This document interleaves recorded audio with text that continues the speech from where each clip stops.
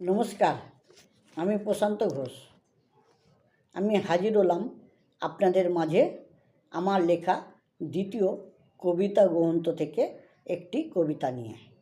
কবিতার নাম আমাদের ছেলেবেলায়। ছেলেবেলায় আমাদের কত কিছু ছিল, গাছে ওঠা, ফুল পাড়া, হাত পা কাটা ছিল।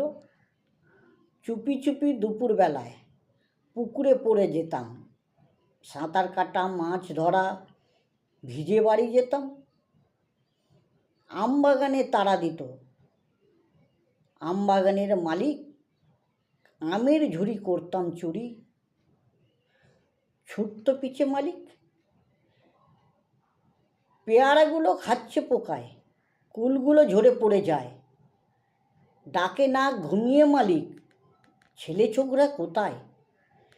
মোবাইল নিয়ে ব্যস্ত সবাই, সকাল সন্ধে সাজে।